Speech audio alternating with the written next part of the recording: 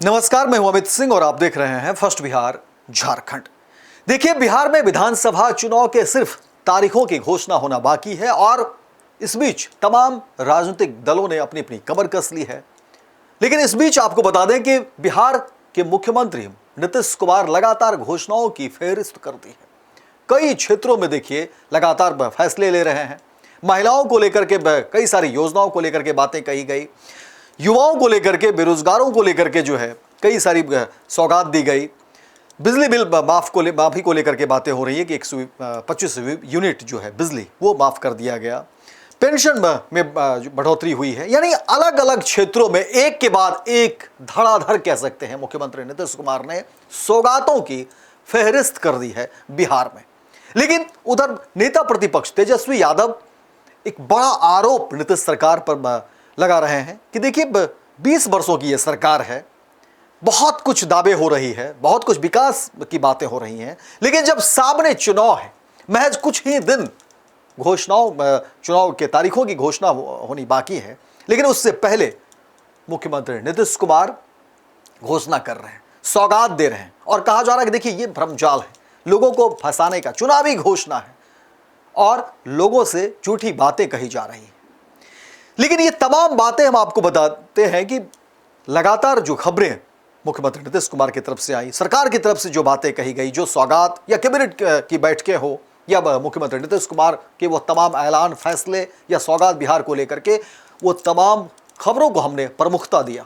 First Bihar Jharkhand पर हर वो खबर हमने सबसे पहले ब्रेक करने की कोशिश की, चलाई, दिखाई। वजह यही कि सरकार की जो तमाम योजना है वो आम आदमी तक पहुंचे, जनहित की जो मुद्दे हैं वो आम आदमी तक पहुंचे और वो हर खबर को हमने प्रमुखता दी। लेकिन आज बड़ा सवाल सरकार से, क्योंकि देखिए जिस तरह से हजारों हजार की संख्या में बीपीएससी अभ्यर्थी राजधानी पटना पहुंचते हैं, मुख्यमंत्री आवास घेराव करने की कोशिश करते हैं और कहा जा रहा था कि आज ये अभ्यर्थियों की योजना थी, मंशा थी कि मुख्यमंत्री नीतीश कुमार के आवास को घेरा जाए और अपनी बात, अपनी मांग सरकार से मांगी जाए।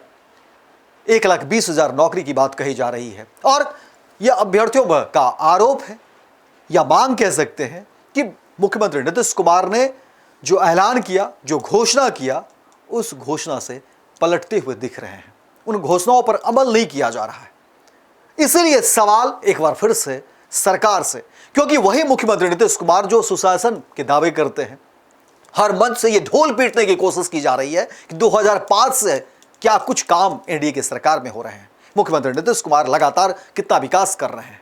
लेकिन जब ये तमाम जो भीड़ को देखने के बाद सवाल जो है कई सारे निकलते हैं कि आखिर क्या वजह है कि एक तरफ जहां सरकार नौकरियों की फहरिस्त दे रही है, नौकरियों की सौगात जो है वो दे रही है, वहीं दूसरी तरफ हजारों हजार की संख्या में ये युवा, ये छात्र छात्राएं, ये अभ्यर्थी जब सड़कों पर हैं तो एक तरफ पुलिस जो है रास्ता रोकती है, पुलिस के तरफ से जो है उसे दंडित किया जाता है, उसे ह्यूमिलिएट किया जाता है, उसे जलील किया जाता है। और सवाल यही है कि क्या सरकार की जो दावे हैं, सरकार की जो दलील है वो फेल्योर हो रही है? क्या नेता प्रतिपक्ष तेजस्वी यादव जो बयान दे रहे हैं, जो सरकार पर बड़ा आरोप लगा रहे हैं, क्या ये वही खबर है?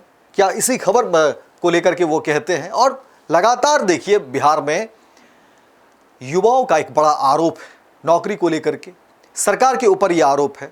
जवाब देना मुख्यमंत्री नीतीश कुमार का काम है, जवाब देना सरकार का काम है, जवाब देना सरकार के जो प्रवक्ता होंगे, जो प्रशासन में से जुड़े हुए लोग होंगे, उनकी जिम्मेदारी है कि वो अपना पक्ष जो है सरकार का रखे। लेकिन इस मामले में कहीं कोई दलील नहीं, कहीं कोई पक्ष नहीं और युवाओं पर अगर इस तरह से कठोरतम कार्रवाई की जाएगी, युवाओं को अगर इस तरह से रोका जाएगा, युवाओं को अगर अपनी बात नहीं कही जाएगी, तो ये लोकतंत्र की कहीं ना कहीं एक तरीके से हत्या भी है, लोकतंत्र के लिए कहीं ना कहीं ये गलत भी है। इसीलिए सवाल मुख्यमंत्री नीतीश कुमार से है। हालांकि कई सारे बयान हैं जिसको हम सुनाएंगे कि आखिर देखिए अभ्यर्थियों ने पटना आकर क्या कुछ कहा है मुख्यमंत्री नीतीश कुमार को लेकर के, एक बार उस बयानों को सुनिए। ये अफसरशाही की सरकार को खाद फेंकेंगे अगर 1,20,000 सेकंड नहीं आई तो। नीतीश कुमार को होश में आना होगा। हम लोग को 1,20,000 वैकेंसी देना को लाठी खा सकते हैं तो बारिश में क्या करना सह नहीं सकते हैं। पानी है हम लोग है जब तक हमारी मांगे पूरी ना हो। सीट चोरी करने का धंधा है, उसको बंद किया जाए और जल्द से जल्द 1,25,000 सीटों पर वैकेंसी दिया जाए, क्योंकि आचार हम लोग को नौकरी चाहिए। जो आपने वादा खिलाफी किया है, इसलिए हजारों हजार की संख्या में आज आए हैं। तो इस बार हम लोग नीतीश सरकार को गिरा देंगे। हम लोग बिल्कुल बिल्कुल जी ताकत रखते हैं गिराने का। बिहार के लोग का मांग पूरा होना चाहिए, चाहे जैसे हो। 1,20,000 जैसे हो लाठी खाएंगे, लेकिन 1,20,000 सीट पर बहाली नहीं करेंगे। था आप लाखों बहाली किए, जब डोमिसाइल लागू हो गया तो बेशर्म मुख्यमंत्री जी 1,000 रुपया बेरोजगारी भत्ता जारी करते हैं। शर्म आनी चाहिए मुख्यमंत्री को। क्या आपको बिहार की युवा को वोट लेना है? बिहार की युवा आपके एक भी प्रत्याशी को एक भी गांव में घुसने नहीं देंगे हम लोग। तो देखा आपने किस तरीके से अभ्यर्थी अपनी बात कह रहे हैं, सरकार तक जो है अपनी बात पहुंचाने की कोशिश कर रहे हैं, और सामने विधानसभा के चुनाव भी हैं। अभ्यर्थियों ने बताने की भी कोशिश की कि अगर सरकार उनकी बात को इसी तरह से अगर इग्नोर करती है, सरकार उनकी बात नहीं मानती है, तो आने वाले चुनाव में इसका असर भी देखने को मिलेगा। ये खबर चलाने के पीछे हमारी कोशिश यही है कि सरकार इन तमाम अभ्यर्थियों की बात को सुने, समझे, और जिस तरह से लगातार हर क्षेत्र में सौगातों की बरसात कर रहे हैं, जिस तरह से कोशिश सरकार की है कि बिहार में विकास की बयार हो, तो फिर इन अभ्यर्थियों की अनदेखी की, इन जो बिहार के भविष्य हैं इनकी अनदेखी क्यों, ये युवाओं की अनदेखी क्यों?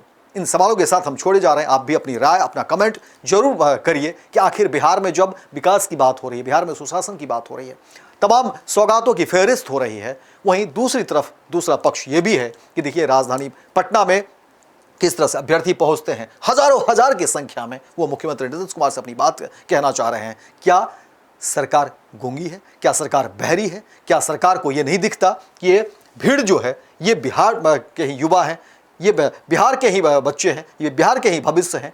क्या इनकी बात को सुनी नहीं जाए?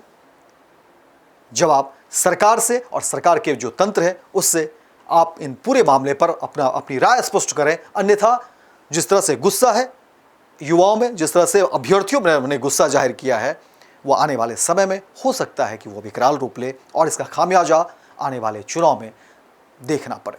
फिलहाल तमाम खबरों के साथ जो हम छोड़े जा रहे हैं, आप अपनी राय, अपना कमेंट जरूर करिए। और फर्स्ट बिहार झारखंड को अगर अभी तक आपने सब्सक्राइब नहीं किया है, फेसबुक पेज को आपने फॉलो नहीं किया है, तो आप उसे फॉलो करें ताकि जनहित के मुद्दे हम आप तक इसी तरह से पहुंचाते रहें। पनोरमा ग्रुप, जो सोचता है वो करता है, आपके अपने सपनों का आशियाना।